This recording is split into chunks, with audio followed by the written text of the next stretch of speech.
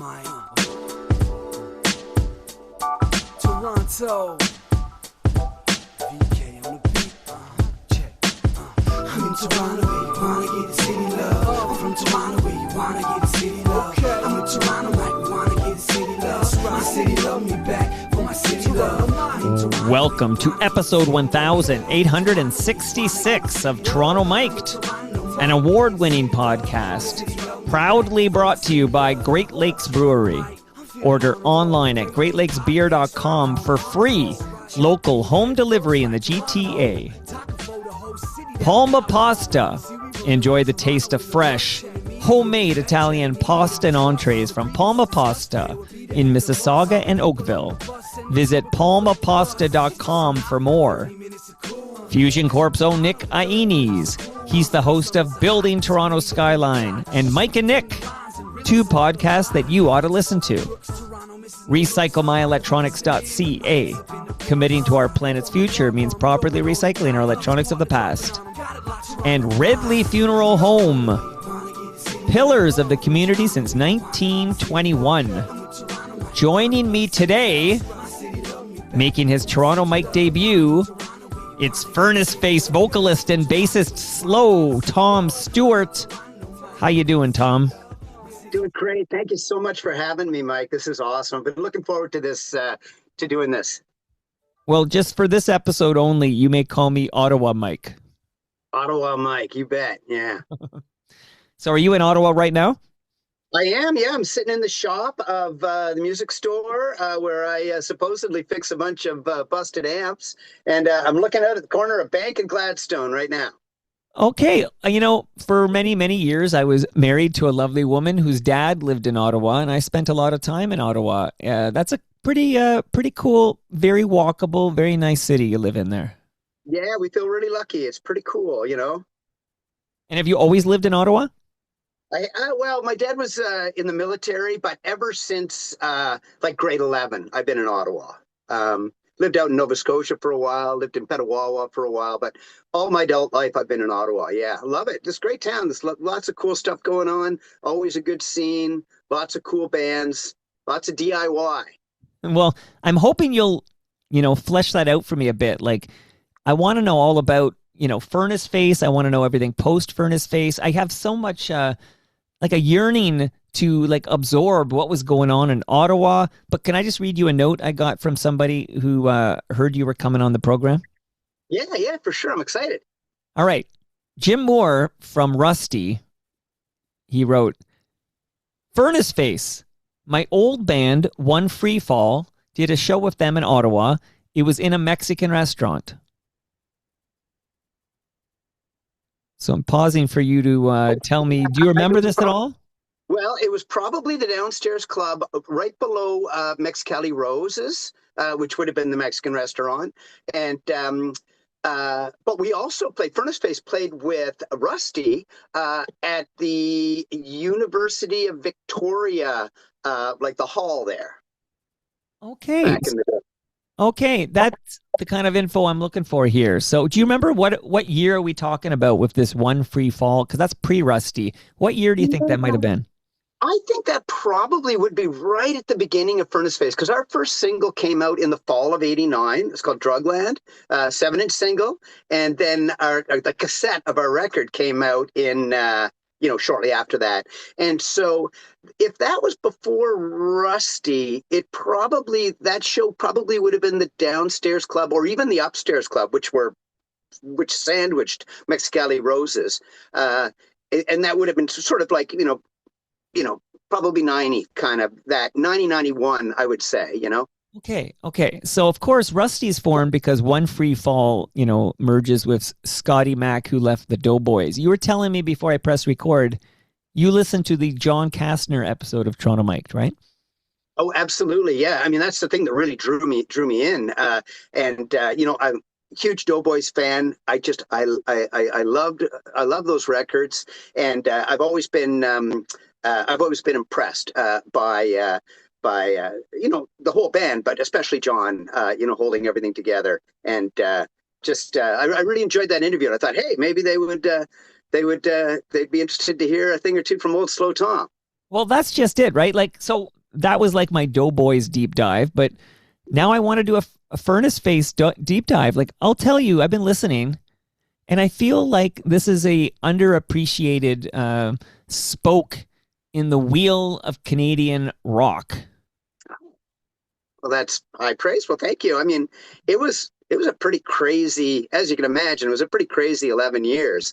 Uh, and like I said, our first single, Drugland, came out in the fall of '89, and our first record had two 7-inch singles and a cassette. Like, this is how long ago we're talking about. And we toured Canada like twice on a cassette and two 7-inch singles, and then we just kind of progressed from there. We did over the period of '89 to 2000. We did 11 years. We did 5 records. We basically did a record every 2 years, and we would tour the country pretty much every fall and every spring, and pretty much everything. We did have a manager for a brief period of time, but the vast majority of the time we were self-managed. I booked all the early tours. Pat did all of the merchandise and the artwork. Dave did all the band management day to day, or the financial part, and I did the sort of immediate day to day type stuff. And it was amazing. It was great. Okay, you dropped the names Pat and you dropped the name Dave on me. These are the Daves I know. I know. So now, Slow. Do you want me to call you Slo Tom? How should I be referring to you? You can call me Slo Tom. You can call me Tom. You can call me Slow. That's what anything whatever feels right to you. I'm going to call you Slo Tom. Fantastic. So give us the origin story. Like who were you in 1989? What was the scene in Ottawa? What was happening? And give me the details on how does Furnaceface come to be. Well, there's actually a backstory, because Pat Bannister, the guitar player in Furnaceface, and Dave Dudley, the drummer in Furnaceface, and I, the bass player, were actually in a band pre-Furnaceface with a guy named Steve D'Annunzio. And Steve D'Annunzio was the front guy, and he was really young when we formed that band. He was only 14. And so we formed this pre-Furnaceface band, and we kind of learned how to be a band, and we learned how to tour, and we learned how to play shows. And that's how I originally met like Change of Heart and all of those people. And we had that band where we kind of learned how to do stuff. And then when the front man left the band, Pat and I and Dave just basically continued on as a trio and changed the name to Furnaceface. And we were able to kind of hit the ground running because we kind of already figured everything out, And so we put out our first single in the fall of '89, and we just started, touring Canada and playing for, 35 people at the Royal Albert, and maybe 50 kids at the Ritz Diner in Edmonton, and there was a bookstore you could play. Like, this is all pre-Nirvana, right?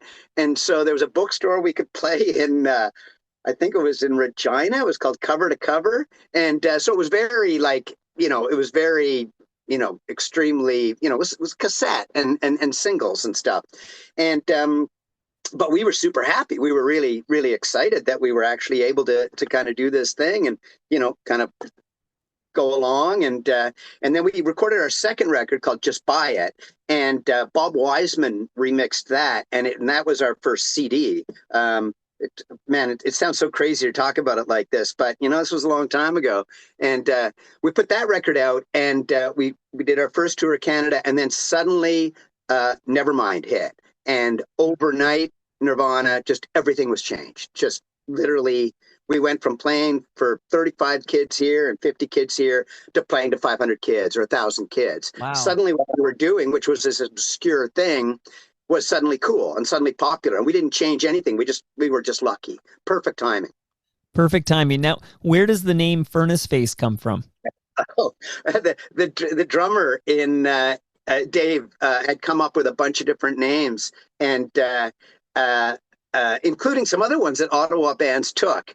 A band called Fun for Malachi. I don't know how he came up with that, but Furnaceface he had on this big list, and I thought I wasn't really sure about it. I thought, well, why don't we just be called Furnace? And he thought, well, that's it's a little too serious, a little too sort of metallic or something. We want to be a little bit more open than that. But we like the idea of Furnace because it it suggested a colder climate in Canada, and the Furnaceface thing reminded us. Do you remember those old ads they used to have, where you would go down the basement and the kids would see the furnace with the Yeah, face on it and would talk to them? the And Esso, I think, PSAs. had to Yeah, pull it. this was a big deal. Yeah, and they had to pull it because it freaked kids out. Kids wouldn't go down the basement anymore. So we thought that was a cool connection, and it was a great name because it worked for us really well because it gave you an idea that some of this stuff is going to be heavy and but it also suggested we have a bit of a sense of humor. Yeah, and eventually, a couple years later, the Watchmen debut would be named McLaren Furnace Room. Oh, right. Yeah, that's right. Yeah. So furnaces were having a moment there, late 80s, early 90s. Okay. Yeah, for sure. Yeah. More annoying questions as we get to FOTM Bob Wiseman. But what can you tell me about Skullduggery Records? Oh, okay. Well, Dave Dudley, the drummer in Furnaceface, his brother Matt lived in Minneapolis at the time and had a record label there called Skullduggery. And he very generously put out our first single on his label there. And a 7-inch came for free in his magazine called Skullduggery. So the fanzine and the label were called Skullduggery. But it was cool. It had like interviews with Grant Hart from Husker Du and all kinds of just really cool stuff from that time. And that kind of gave us a little foothold in the Midwest. And so when we started what we would do to tour Canada, because over the lakes, as everybody knows, especially back then, was really, really isolated. So we would go down the 401 and we would, we'd stop in, Kingston and Peterborough and Toronto and London and Hamilton and Windsor. And then we go over the border there and we'd play, Detroit and around the Midwest to the US, like Eau Claire and Madison and Janesville and Minneapolis and Milwaukee and all of those places. And then we'd pop up to Winnipeg and do the rest of Canada and then come back and then usually go back through the States to come home. So that was kind of our circuit. Amazing. So, okay, because I was like, what's Skullduggery? But I just had Cam Gordon over here talking about his new book, Track Changes. And what I love is this era just before the internet, you know what I mean? Where, like, with the zines and the newsletters and just, and tapes and how we all kind of followed the bands that weren't getting high rotation on Much Music or your local alt-rock station. But, like, this was quite a time. I loved it. Yeah, it really was. And the power of the underground at that time was really impressive, like just kids would trade cassettes or they'd lend people singles and they'd talk about this kind of stuff. And it had an incredible reach. And I remember talking to a friend of mine that was from somewhere in Michigan or something. And he had come to Ottawa and I was talking to him and this was, back then. And he was just talking about the power of the underground. And he said, there's all these bands that are pretty well known in Canada. And he gave an example of Blue Rhodium, the Tragically Hip. He said, nobody down there knew them, but everybody he knew No Means No. You know what I mean? That the underground of that kind of thing, they all knew No Means No, but they'd never heard of these other bands that were technically, a million times bigger. Sure. And the power of the underground, especially in Canada with college radio and stuff, it was incredible. It was really amazing. And you had to want it, like you had to work for it. Like there's some value to like having to. It wasn't like, oh man, I'll click this link you just DM'd me or whatever, and then music's gonna come out of my speaker. Like you had to work. Oh yeah. I remember, when I was a kid, when I first got into punk rock, I remember these guys describing how, you couldn't really tell what stuff was, and they'd heard about punk rock, but they didn't know what it was, and they saw a picture in Cream magazine of Kiss, and they thought, okay, well, this guy spits blood, and I know they're loud, and they look crazy. And I know that punk rockers spit, so this must be what punk is. And that they were just guessing, and it's like, okay. And now, if you're interested in the most obscure thing. Like if you're interested in like Christian death metal from Tallahassee, you can go on and you can find out all about the Christian death metal from Tallahassee immediately, right? But back then, you really had to kind of guess at stuff, and you'd go into a record store and the guy'd glare at you, but often he'd kind of help you find out what you were looking for. Yeah, we all had to be detectives. Like you had to start asking the right questions, Yeah, Like you had absolutely. to have find that guy who knew the score, and then you could get some info from him, and there would be a lead. Like we were all Briscoe and Logan or whatever trying to solve the case, you know? Yeah, You yeah, know? yeah. Those different times. But at the same time, um, there's many positives about the way things are. It's so much easier to make records now. Like back then, it was so hard to make a record. It took so long, and often by the time you finally got it out, you know, usually it was vinyl back then, but slowly cassettes took over and slowly CDs took over. But it was so expensive to record, and it took so long. And often by the time you got something out, your band had kind of developed a bit or progressed a bit, and now you can go over to your buddy's basement and you can do a pretty amazing home recording on for almost nothing. I'm surprised Just Buy It would even come out in vinyl. Like it feels like when we turned into the 1990s, it was all CDs and cassettes. Like the vinyl was gone. Yeah. Yeah, no, that's for sure. It was only 7-inch singles that were on from the first record called Let It Down. Right. And then when Just Buy It came out, originally it was on cassette, and then it was CD. But there was really, from that point on, it was only the odd 7-inch promo type single that where they'd press like 500 or 1,000 copies of or something like that. Yeah. You got Yeah, any? which is too bad because I'd love to, if I had money and time, I would go back and repress all this stuff. Like I'd love to repress this, or like actually have it on vinyl. Be fun. We need a Furnace Face super fan listening to us right now who's got cash sitting in some account he doesn't need or she doesn't need Well, to come I should finance probably us. just do it. I shouldn't be so lazy, but I'm just I hate to look back, right? I only want to look forward, and I'm in the hottest band of my life right now, and I'm coming down to Toronto, doing some solo shows, and it's so hard when you're so excited about the stuff you're doing currently that you don't really want to look back. Do you know what I mean? Well, actually, interesting point though, because this annoying podcaster from Toronto is making you look back right now. Like, are you like, Mike, that was the 90s, man. Let's talk I about know. this band I'm in right now. Like, is it driving you crazy? Drive me crazy. No, no. I'm so proud of the stuff that Pat and I and Dave did, and Marty, the guy that was sort of the fourth member that recorded everything. Marty I look back Jones. at Marty Jones. Yeah, yeah, and he basically he recorded everything but the first record, but he mixed everything, and he did an amazing job. I listened to those, and those records weren't expensive compared to a lot of bands sort of at our level. The most we spent actually was having them mastered by the famous guy. I always forget his name. Who's mastering this for you? Is Noah Mintz doing this? Who's doing this for you? No, we mastered it by that famous guy. No, I can't even remember his name. The guy in that mastered all the Nirvana stuff and everything. Was Bob Ludwig? Oh, yeah. Okay. I'm not. Yeah, Yeah, I think you're right. Okay. yeah, yeah. Okay. Anyways, So listen, he's in like Portland, Maine, I believe. Yeah. if Anyways, it it's was a long time. okay, yeah, I just want to make sure we're good that I promise you, in fact, right now, name this current band you're in. Oh, currently, well, you know what? We don't have to go into that right now. We can go back and we can Well, talk tease about it. stuff like Like the Furnaceface stuff. we will. We're gonna go back because Yeah. I have to scratch that itch. But just Yeah. shout out the name of the band you're in right now.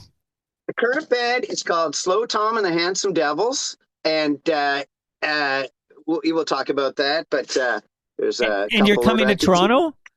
I am, yeah. I'm playing. I'm playing some solo shows. I'm playing. Well, actually, I'm bringing the bass player from the Handsome Devils down with me, and so we're going to do the Cameron House on Saturday, March 28th, from 6 to 8, and then the next day, Sunday, March 29th, at the Communist Daughter from 6 to 7. And this is all set up by my good friend John Bora, who you know well. I know him so well, and he seems to be involved in everything. Like there's Liz Worth was doing some punk rock talks, and John was. I saw him commenting on that. Like John is just everywhere. Yeah, yeah, for sure. And you know, I originally met him back in the day with Change of Heart, and I reconnected with him through my friend Carolyn Mark, who is a Vancouver Island songwriter and singer, who I think you're familiar with. And she's amazing. And I've always been friends with her. She was in a band called the Vinaigrettes back in the day that played with Furnaceface all the time. And I've always stayed in. Oh, you cut out there. You always stayed in where? Always stayed in connection with Carolyn Mark since back in the Furnaceface days when she was in the Vinaigrettes. And it was through her that I reconnected to John Bora. Okay. Okay, I'm taking notes over here. By the way, quick note on Change of Heart, because just last week I watched the documentary Nash the Slash Rises Again. Right. Which was great. And then John was probably there. I didn't see him, but he was probably there. I actually became friends with Cam Hawkins of FM. And Cam and I were chatting today. He's going to come over. There's some big FM news brewing for all you FM heads. But after this concert, there's like after the documentary, there's like a Q&A. And then Ian Blurton fronts this like Nash the Slash band, and he does a cover of Phasers on Stun. And Ian is a national treasure. There's a man who should be on a stamp. Oh man, I totally agree. You know, our first band that I mentioned with the 14-year-old front guy, you know, Ian and Change of Heart were so generous to having us come down to Toronto. I mean, we were not very good at all. But, you know, we were kind of developing stuff, and Ian sort of saw potential there. And it made such a difference for us to be able to go down to Toronto, play, get to meet all these different people, sort of see different things. And it was huge for us. I mean, I really think, I agree. I think he's a national treasure. I think now if Nardwuar got the Order of Canada, I think Ian's next. Absolutely, absolutely. We're gonna make that happen. Now, you know, Slo Tom and the Handsome Devils. We'll get back to that later. I have some questions about Slo Tom and the Handsome Devils, but the biggest question I have, which I'll ask right now, is how do you call this band the Handsome Devils when I'm not in it? Oh, I don't know. You know, you're not in it yet. I got to learn an instrument. Oh, it's punk. You know, oh, is it? What's the genre that you're playing in Slo Tom and the Handsome Devils? Well, my pre-Furnaceface, I was in a band called the Slurpees, which was this country band, and I've always loved country music. It's always been one of my things. And so after Furnaceface, I wanted to start, you know, developing my countryist stuff before. And a lot of the songs that I write, like with Furnaceface, it was truly a cooperative. Like Pat and I and Dave wrote everything together. You know, those songs were truly the three of us. The songs that I write on my own are, you know, I was a bass player in Furnaceface. Pat was the guitar. He came up with the riffs. I came up with some of the melodies, and we'd work it all together. But with my Slo Tom and the Handsome Devil stuff, the songs that I write myself are much more in a countryish vein, you know. I'm sure I could bump back into that mode and write with Pat and Dave tomorrow, but it's just a totally different thing. And so it's very countryish, and some of the stuff is very, very traditional. Like would almost, I mean, maybe I'm flattering myself, but almost would sound like Hank Williams or something. And there's lap steel on some of the stuff, and but we also it's pretty wide bridge because some of the stuff, you know, goes almost to like the Social Distortion, Super Suckers, that kind of thing. So it's a fairly wide variety of stuff, but it still has the Furnaceface humor, and it, you know, it's still entertaining, I like to think. Well, it sounds like it'll fit right in on Queen Street, right? Like, I mean, it all goes back Handsome Ned, and then you know Blue Rodeo, which brings me back to Bob Wiseman. Okay, so we're gonna we'll close up with some good Slo Tom and the Handsome Devils chatter for sure. But how do you end up with the legend that is Bob Wiseman remixing Just Buy It?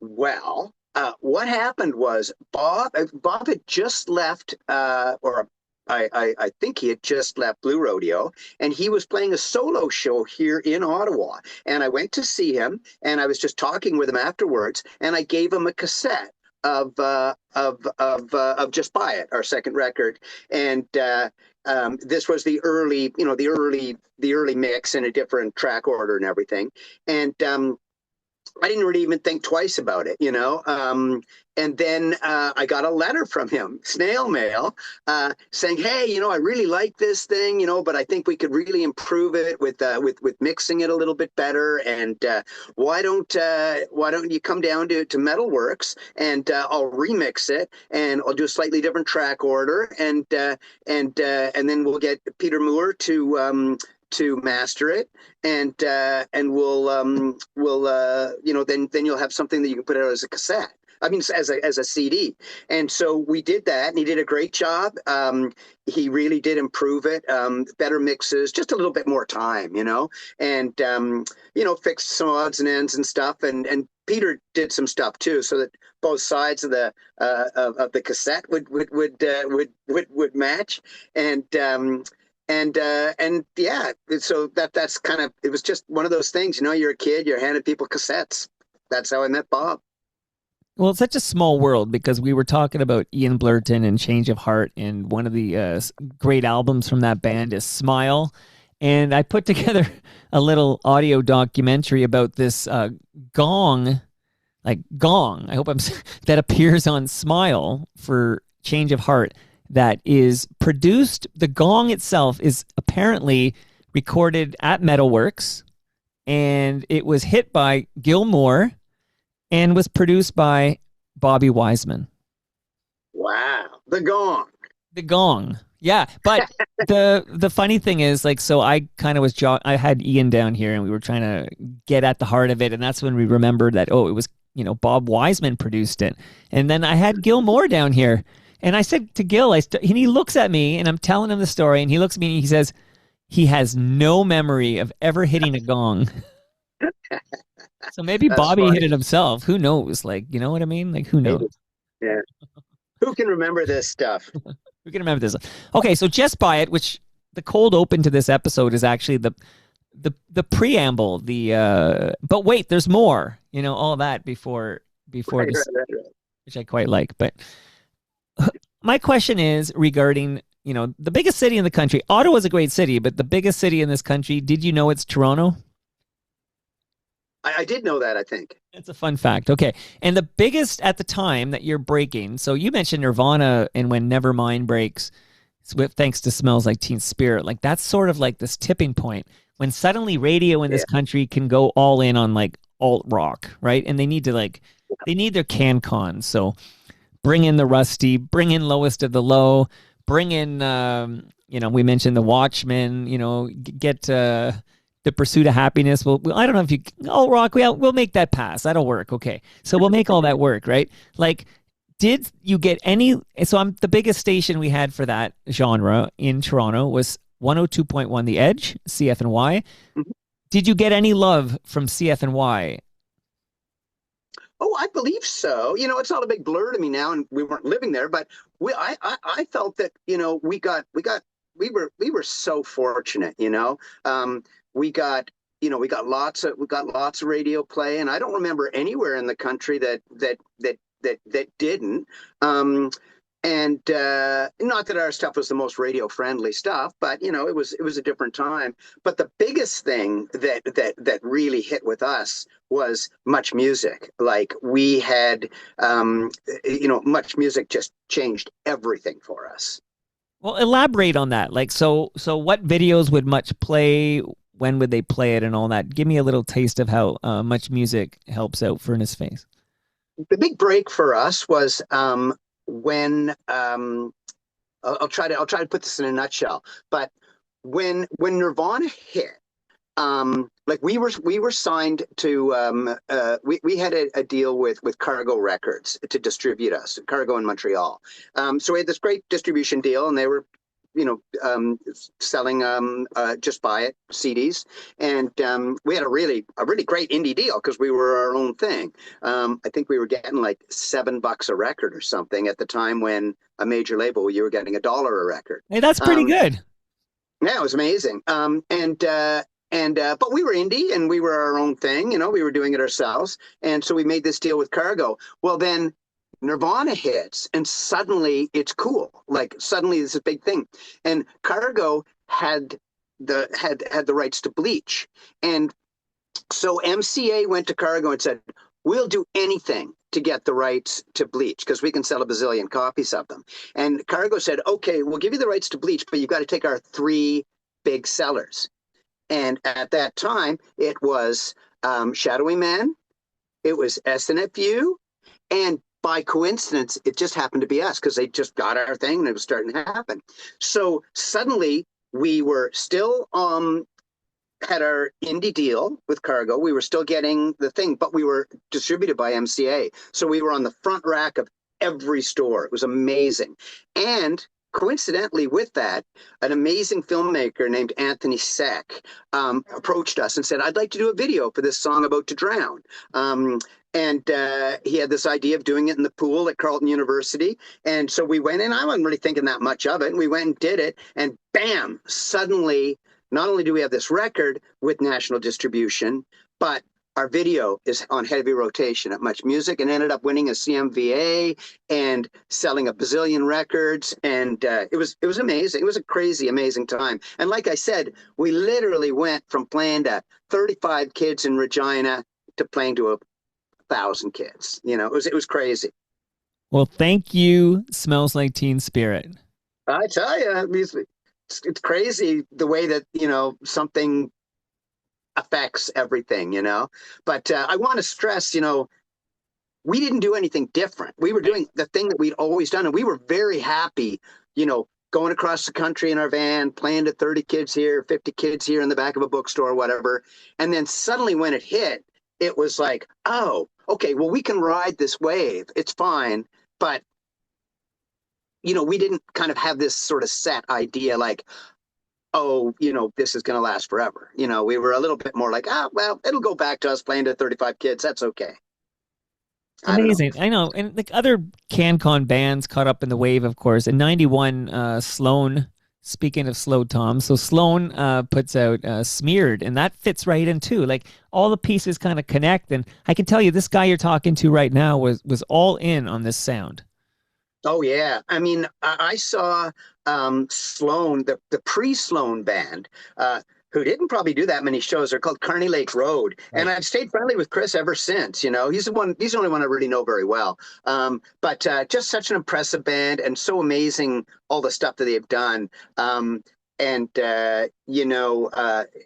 Just really impressive how they've kept their head on their shoulders and really just sort of done their own thing. Had a great career. Yeah, I mean, they did kind of break up, but that didn't stick, right? And then here they are still recording. Like I'm looking at a piece of vinyl that came out in 2025. Yeah, they played in Ottawa, like just a few blocks from me here, like a week ago, 2 weeks ago. Yeah, not many bands that are still intact with their OG members like Sloan. So yeah. No, it's impressive. You really got to hats off to those guys for sure. Absolutely. So and by the way, this is the time. I know we're kind of doing this whole like nostalgia man thing, and I know we gotta live in the present. You don't want to live in the past. I'm the guy who's living here in the past, but I gotta do talking about the past. We can talk about the past all day long. I don't mind. Good. I'm blocking my calendar. You're mine for the next 4 hours. We're just gonna talk We're gonna talk about the '90s for the next 4 hours here. It was magic time. I mean, it was it was the most amazing, one of the most amazing times of my life. So I'm happy to rap about that. All right. So maybe name check. So, okay. So we're kind of glossing over. We're doing but we should point out that, This Will Make You Happy comes out in 1994, and then Unsafe at Any Speed is 1996. Like I was reading, because I didn't even, until I started doing homework for this episode, I was reading about Furnaceface. Can you tell us what Furnaceface was? Well, what happened was the we had played. There's this big thing in Ottawa called the Tulip Festival, and I've been to it because the Queen gave birth in Ottawa during the war, and we called it like exactly, Netherlands territory or something. yeah. And Holland has always given the capital city all of these tulip bulbs, and it's a regular thing. And there used to be this big, and I mean there still is this big tulip festival thing, but Yeah. they actually used to do a stage. And one time, um, they do like a 10-day long thing. And one time there was this idea, just when things started to kind of start happening, the organizer of the Tulip Fest said, oh, well, we have like a quiet a Thursday night where nothing's booked. Why don't we have some of the local kids come and play their local show? And, maybe a few hundred kids will show up and we'll just do this thing and won't cost us very much. And we'll just do it. The PA and the whole stage and everything's already set up. So we'll just fill in this night with a local thing. So we did this thing, and they had minimum security because I thought there'd only be like maybe 100 kids there or whatever. Well, like 2,000 kids showed up and just started tearing down the barriers and stuff. I've got video of it. It's hilarious. And the security was freaking out, and it was an amazing show.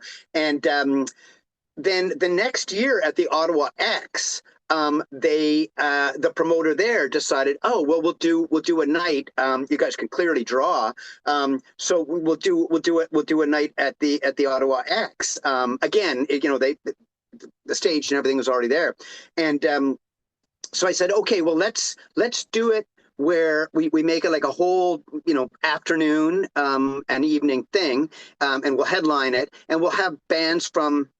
Half the bands will be from in Ottawa that are part of the local music scene, and then half will be from out of town.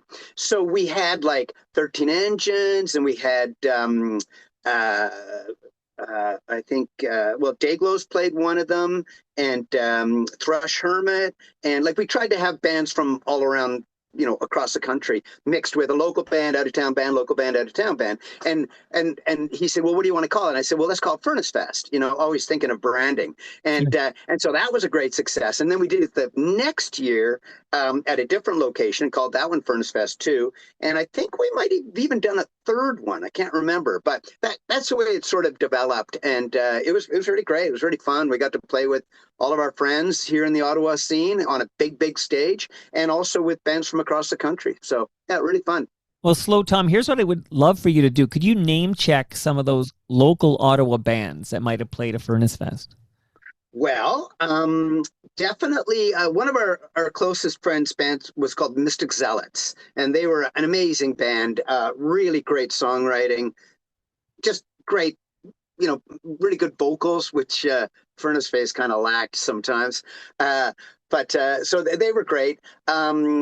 Let's see, there was a band called the Scatterbrains. They were a ska band, really, really good. There was a country band called Black Boot Trio, because I've always had that soft spot for the country stuff. And then there was let's see who else in town played. There was a band called Resin Scraper that played. Stan GT, great band. Chris Page, still around town, still doing music. They did one, and then bands that are pretty close here, like from Montreal, we had 1 year we had Me, Mum, and Morgenthaler, and of course 13 Engines 1 year. I don't think we ever had Change of Heart on one of those. I just don't think it quite coincided, But Dayglows for sure, and sort of kind of a mix of stuff. But I'm sure I could think of other Ottawa bands, but I just can't think of them right now. Well, I'm putting you on the spot here, but I'm always trying to learn about these scenes I missed, right? So I can talk most of the Toronto scene at this point, but like, who are those bands in Ottawa that if you were growing up in Ottawa, you love these bands, even if they didn't quite break on much music or nationally? Yeah, I mean, Mystic Zealots were a big thing because they were around for a long time and put out some really great records and got lots of college radio play. Let's see who else was there around. God, you really put me on the spot now. It's I'm okay. trying to think. There's a bunch of bands that didn't last as long, but were really good. There's a band called Chickpea, female fronted, great band. Actually, you know what I got? This will help me remember. What do you got there? I think I've got a compilation here. Oh yeah, this will help me. Here we go. You got Here's a right there. compilation. Okay. A really great band that was really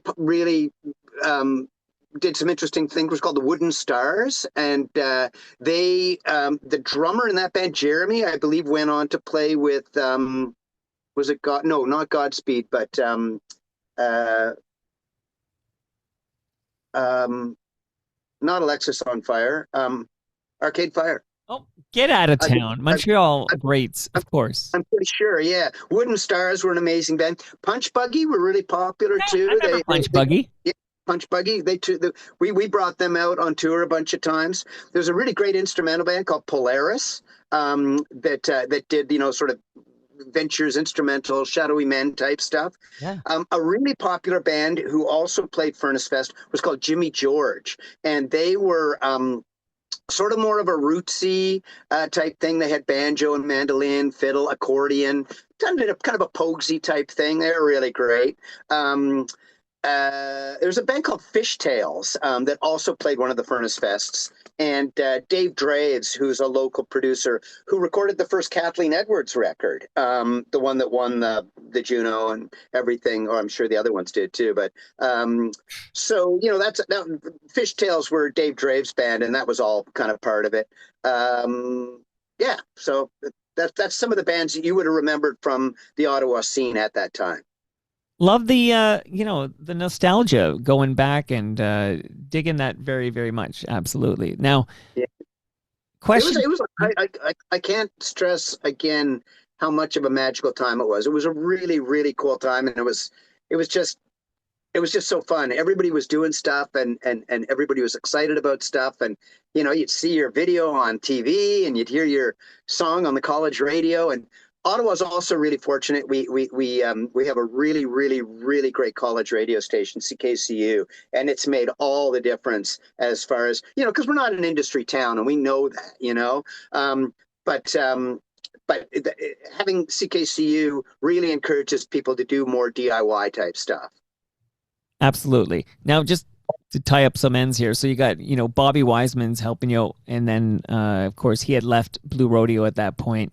And now in Blue Rodeo is Colin Cripps, who was married to Kathleen Edwards. So it is a small world that, your industry is a very tiny spot. And it all connects. And Kathleen was supposed to do a duet on my first country record, which came out just after Furnaceface broke up. Okay. This one. And so she was going to do a duet on this one with me, but she was actually away at the time. And so another excellent local woman sang on it, but we all know that it was Alanis Morissette, right? No, my friend Genevieve, great singer. Okay, not Alanis. I'm just name checking all the Ottawa greats. Okay, so we'll wrap up Furnaceface. There's one song I need to ask you some great details about, but just before I do that, so you mentioned you're being distributed by Cargo Canada, and of course they fold at some point in the 90s, right? Like, so what happens to Furnaceface when Cargo Canada folds? Well, we were fortunate, and again, this is a lesson in DIY because we were self-managed and we took care of all of our own stuff. Dave Dudley, the drummer in Furnaceface, who did all of the finance stuff, was really on top of us being paid, and always made sure that we were up to date with what Cargo owed us. And as they were going down, a lot of bands got really screwed. Like Grim Skunk got really screwed. I think Me Mum and Morgenthaler, a bunch of Toronto bands, and these tended to be bands that had management, and their management didn't really, maybe they were dealing with 2 or 3 or 4 different bands, and they didn't stay on top of it. So when Cargo went under, we were the only band, or one of the very few bands, that actually had been, we didn't lose because we had been really on top of being paid right off the top, and so we were fortunate in that way. But certainly when they went under, it was it had an effect on us. But we were at the tail end of our band anyways. I mean, we all know bands have a natural you go up and you play bigger and bigger places and you get more and more popular and radio finds you and, videos found you back then. And then you kind of get to this thing and then, you slowly kind of go down, you start playing smaller places and whatever. And the curve, the curve, and that was fine. We were not, we kind of always knew that that's just the nature of a band. That's just the way things go, and so when Cargo went down, we'd already kind of been through our curve, and so it didn't really matter to us. We were still able to do our records, and we had a deal. We were distributed through Sonic Onion for a while, and yeah, and it worked out great. I mean, I don't think me or Pat or Dave have any complaints about the way it worked out. It was good. It was just time to do other things? Yeah, I think it had run its course. I mean, you do 5 records, and over a dozen Canadian tours, all kinds of stuff in the States. We went to England. And we'd done the vast majority of it. We'd done all ourselves. I booked all the original tours. I did a bunch of the management stuff. Dave did all the financial stuff. Pat did all the merchandise. And at the same time, Pat was finishing his architecture degree. Dave and I were had jobs and we all had girlfriends and Dave had kids. And we were doing all this stuff and trying to write songs and rehearse and put out the next record and make the next video and find the money to do this stuff. It did its natural thing. And I look back on those 5 records and I'm really, really proud of them. I really am. But was there a 6th record there? I don't think so. I think the last record, which I'm really, really proud of, it's called The Days Are Short Again. And, we never said that it was going to be the last record or anything, but it has that feeling, and we never, officially broke up. And we're brothers. We all, we don't hang out together or whatever, but we all get along fine, and we've always maintained that, we went through such a crazy experience together. But we didn't feel like we had a reason we all wanted to do different stuff, No, I get it completely. And, it sounds like after Furnaceface, you're still playing with Dave for a while. Yeah, exactly. Pat had moved out to Vancouver to work in the film industry and spent a lot of time between Vancouver and Toronto. So he wasn't really in town that much, which also kind of led to the band kind of winding up. But a longtime friend of ours, Blake Jacobs, he used to play in a band Hot Piss. Do you remember Hot Piss? Yeah, it's ringing a bell. Yeah, Hot Piss. Who could forget a name like Hot Piss? Yeah, they're from Peterborough. And Furnaceface played with Hot Piss a lot. And Blake was always the one that I tried to get into Furnaceface from the very beginning. And he never wanted to be in it. But once kind of Furnaceface had wound down, Dave and I, instead of having Pat, we got Blake in, and Blake is a real metal guy. And so we formed this metal band called Manpower. And we had a lot of fun doing that, kind of high concept. And I might even have the record here. Hang on, let me see. Let me see what's going on here. Yeah. No, I don't think I have. I don't think I have the Manpower record. But anyways, we did that, and that's some of the best singing I've ever done. And then that kind of wound up. We only did the one record, and then I started. And I already had my first country record out. This one, and then I started doing a lot more of the and pretty much just concentrating on my country stuff. And doing a bunch of solo shows and that kind of stuff. Before you had Handsome Devils, you had Horseshit Heroes. Yeah.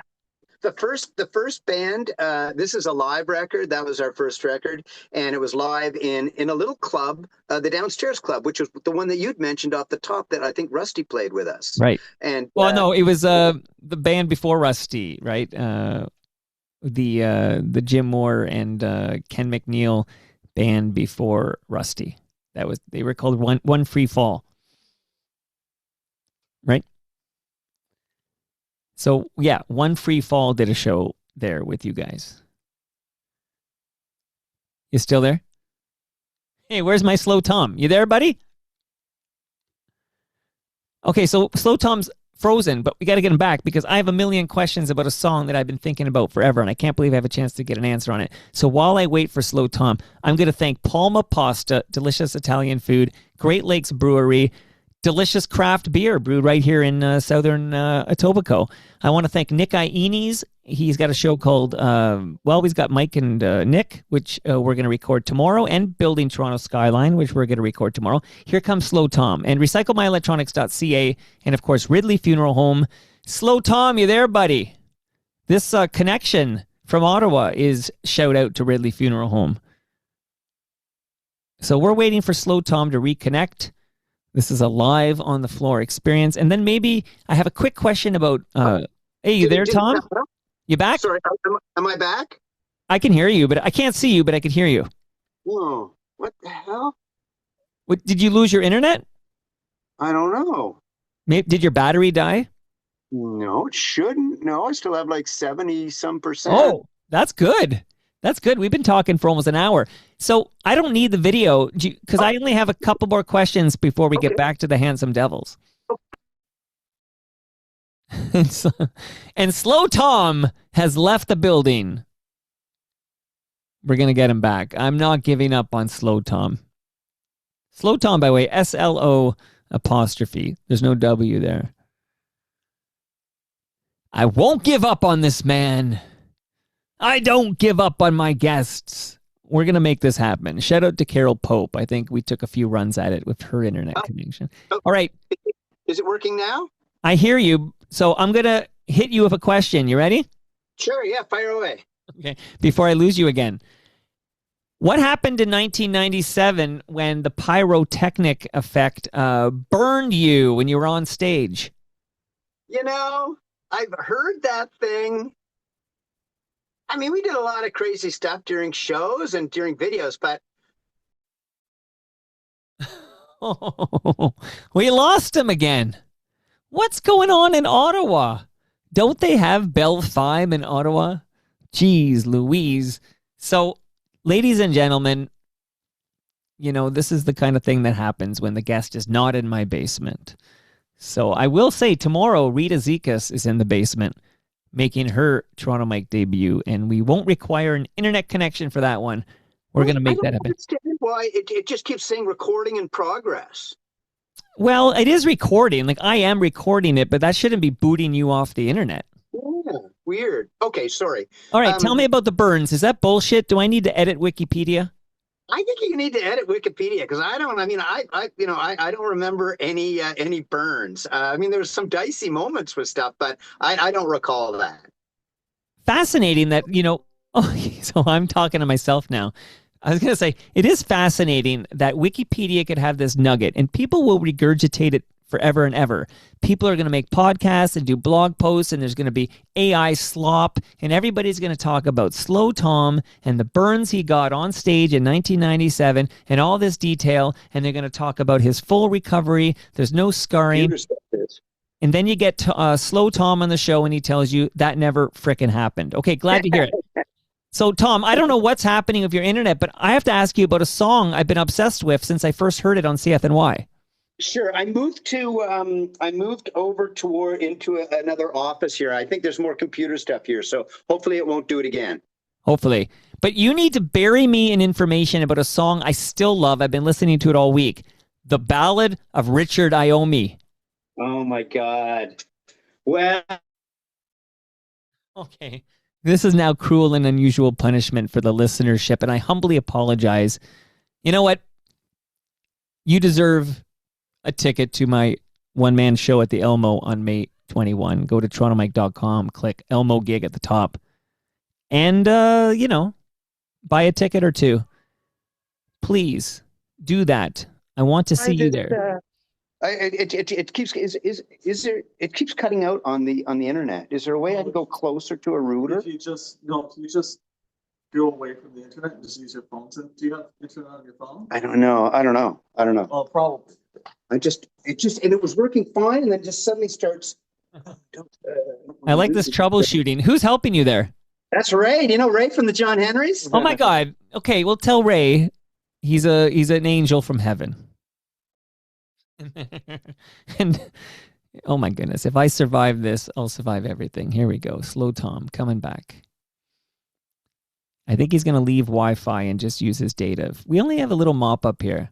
I'm going to do a little on this song I've been obsessed with. And if I did my post-recording job right, I've already put it in and you've heard it. Love that song so much. Reminds me a bit of like Suicidal Tendencies institutionalized. And that's Slo Tom doing that. So what a great song. Richard Iommi. What a great song. How we doing, Ottawa? Okay, we think it might be working now. Sorry about that, Mike. Hey, bury me. I'm going to shut up and listen. Bury me in information on the Ballad of Richard Iommi. Okay, so we're recording This Will Make You Happy, and we have the music all done, and we spent a lot of time on the music, and we had all these different melodies and vocal ideas, and Pat had his ideas, and Pat tried to sing it, and I tried this different stuff, and the actual guy producing the record was Ian Tamblyn, who's like a longtime Ottawa famous folky guy. And he was getting kind of frustrated with it. And then finally, out of just desperation, because we'd spent so much time on the music, but we just didn't have any vocals for it. And out of desperation, I thought, okay. And I came up with this idea, more of sort of a spoken kind of thing, because none of the singing melodies worked. And Dave Dudley, the drummer in Furnaceface, had this great story about this guy he knew that was trying to recreate all of the original gear that Black Sabbath had used, and he was obsessed with Tony Iommi, and he had this sort of. You can never really tell if he's quite serious or not. That he was like the lost son of Tony Iommi, and he was a really quite interesting cat. But anyways, I'd heard all of this stuff sort of secondhand from Dave. I'd never met this guy, and then I thought, okay, well, I'm just going to imagine what it's like to be this guy, and I'm going to write all this stuff. And I came up with all this stuff I just made up about him, like having a big collage from Cream magazine and Parade and stuff on his wall and all this sort of stuff. And I just made it all up. Well, and then I came up, and the guy's like, oh yeah, this is going to work. This is going to work. This is really, because I think one of the things about Furnaceface is we were pretty good at, or we were best when we wrote kind of relatable stuff, you know? And I think Tony Iommi and My Girlfriend Thinks She's Fat and a bunch of stuff like that people could really relate to. And I always felt that was when we were at our best. Anyways, we do this song, and Dave said, oh, you got to go okay it with this guy. You can't just do this thing, right? And so I go out there, and what do you know? It's exactly like I imagined. All that stuff was exactly how I imagined it. I couldn't believe it. He had the collage. He had all the stuff. It was completely bananas. And he listened to it and was kind of, he was kind of amused and kind of flattered. And yeah, that's one of those songs that people really like. I adore it, but I also adore Suicidal Tendencies Institutionalized. Yeah. And this one reminds me of that one. Yeah, I get where you're going. I mean, very, very different songs, but I always felt we were best when we connected with basically who we had been a year or two before. The kid in the suburbs, with all of these ideas and these sort of dreams of rock and roll and stuff like that. I always felt we were best when we connected with that. And I totally get what you mean by that Suicidal Tendencies song, for sure. I think we should put that song on a stamp, like Furnaceface, the Ballad of Richard Iommi. Get that on a stamp. Yeah, we never used that one for a video. We used other stuff. That was probably a mistake. We probably should have used that one for a video. 100. That was my next question. Where was the high rotation Much Music video for the Ballad of Richard Iommi? Well, we ended up choosing This Will Make You Happy, the title track, and there was another video, and I forget what it was. There was two. I can't remember what the other one was, but both of them did really well. I think we won a CMVA. We won a CMVA for the This Will Make You Happy video, and that got heavy rotation. And there was a second video from that record. I can't remember what it was. Well, Lover by the Gun. Remember that? Yeah. And we shot that in Montreal at night. And That was crazy. And if you watch that video, there's a scene where I go into a corner store and I rob a corner store and I pull the gun out of the stuffed animal's ass. I don't know if you've seen it. It's a long time ago. It's been a But long. anyway, I gotta go back to YouTube and dig this up. I gotta see this again. that one got a lot of rotate. Like that one was really good for us. Yeah, yeah. So I did reference quickly. I mean, when you were talking about mastering your albums, whenever I hear mastering, I always throw out the name Noah Mintz because he seems to master. But you did play with Head, right? A lot, yeah, yeah. They actually came across the country with us at least once or twice, and they played one of the Furnace Fests. And in fact, I just had messaged both Brendan and Noah yesterday, actually, saying, "Hey, I'm going to be in town. I hope to see you guys." Well, I just bought a lawn ticket to see Brendan's with some new band. I don't know if you heard of them. Broken something like that. Yeah. So apparently they're a happening thing, and I'm gonna see him this summer. They'll do okay. Noah takes full credit for Brendan becoming a musician. Like that, he was like just some I think Trent. I think they were at Trent. I'm trying to remember where they were actually, but I'm pretty sure that Brendan takes credit for making Noah into a musician. And this is interesting. Yeah, which is there's a great documentary on Crave about Broken Social Scene from a guy who just took all this footage and he tried to make a doc in 07 and they said no, and then finally I guess Kevin and Brendan said okay. It's a really good doc. Anyway, well, I'll have to check it out. Got to check that out. Okay, so we're wrapping up now before we lose the internet here. And what's your favorite song by Slo Tom and the Handsome Devils? Oh man, I've got like 6 records out. So I'll have to pick something from the new record that just came out called "Gas in the Tank." Yeah. I really like all the ones on this. I like, but I really do like the title track, "Gas in the Tank." It's I think kind of sums up what I do, and all of that stuff's on Bandcamp if people are interested. The entire catalog for Slo Tom and the Handsome Devils is on Bandcamp, and I'll definitely be playing a few of these songs at our shows at the Cameron House and Communist Daughter next weekend. Yeah, people should come out and see Slo Tom and the Handsome Devils. I'm glad you picked Gas in the Tank because not only is it critically acclaimed, but it did reach #1 on CKCU FM. Yeah, I'm really proud of that, and I feel like. We talked about not looking back too much, but I feel so fortunate. I'm in this band is so hot. The guitar player's incredible. Bass player's incredible. The drummer's incredible. Great singer. They're all great singers. And I just feel so fortunate, that I'm able to sort of, do this sort of have like a whole second wave of stuff I can do. And I can play I can play in the worst crust punk bar in Ottawa, and I can play around the Ottawa Valley in these little towns, and I can even play in really, fancy places where they sit down and listen to you and drink white wine and stuff. I can kind of meld my set for any of these people, and I'm looking forward to the Cameron and also to the Communist Daughter. I'm coming down solo with my bass player, so he's going to play upright. I'm going to play acoustic, and it'll be fun. I mean, you conquered, the world of punk and alt rock with Furnaceface, and now you can conquer the world of country. Well, we'll see. At least I can amuse myself. Hey, man, we did have some beyond your control. Slo Tom, I don't blame you at all, but we had some gremlins going on there. You kept dropping out on me, but we did it. We made it happen. How was your Toronto Mike debut? It was fantastic, and I'm so pleased that you've had me on. Like I said, that John Kastner Doughboys interview, I was really, really impressed with. I was really knocked out. I thought, oh man, I gotta see if I can be a part of this thing. It's really cool. Well, I think Furnaceface was really cool, and been listening to a lot of it lately. And I know I have this tendency to hyper focus on one song. Like Gino Vanelli had to tell me to get off of Black Cars already. Like I feel like you're about to say get off of the Ballad of Richard Iommi already. But I will say you got a lot of great songs, a lot of great great titles of songs, and that Battle of Richard Iommi, which I am going to drop in this episode, much like you were dropping out of our chat a few times there.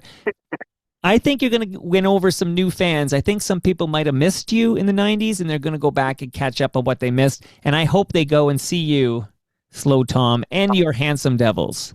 Yeah, yeah. Me and Chops will be there. I'll do some solo songs. As far as the Furnaceface back catalog, we own everything. We never signed anything away.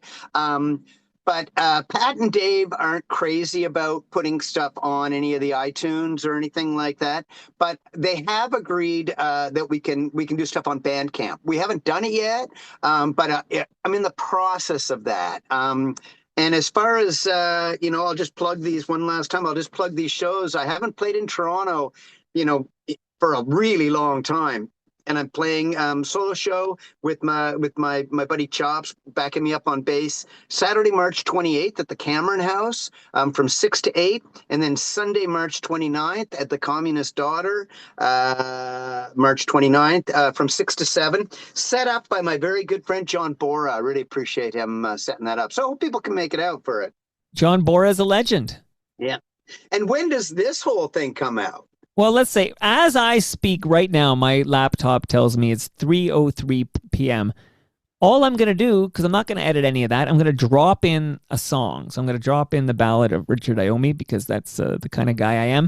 And then I'm going to release it in the wild. So I will say this will be in podcast feeds before 3:30 p.m. Oh my gosh, you're so fast. Well, I should edit out all that crap when your internet kept dropping, but I refuse. Hey, there's only so many hours in a day. Yeah, well, no, not even that. It's like it happened. That's what happened. Yeah. It's a fly on the wall experience. This happened, right? You did drop out. Not your fault, but you dropped out, and I could clean it up like it never happened, but that's a lot of bullshit right there.